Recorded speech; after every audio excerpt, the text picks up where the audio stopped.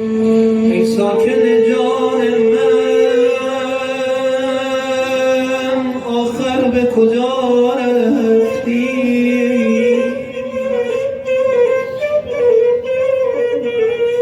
در خانه نهان گشتی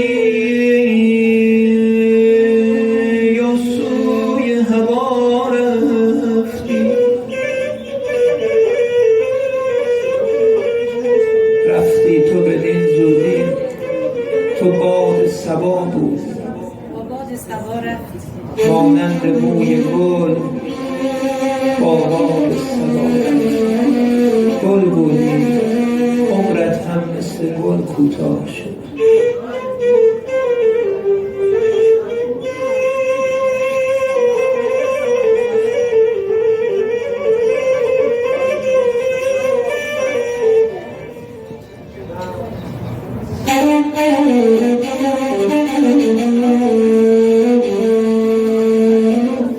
نه باد صبا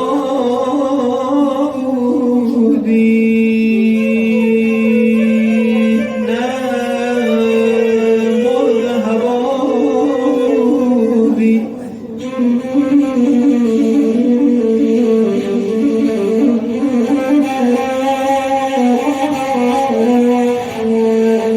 از نور خدا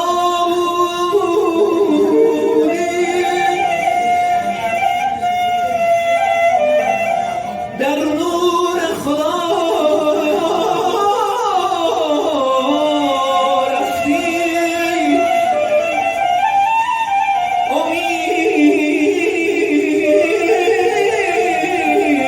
امیدم جانا از نور خدا بودی.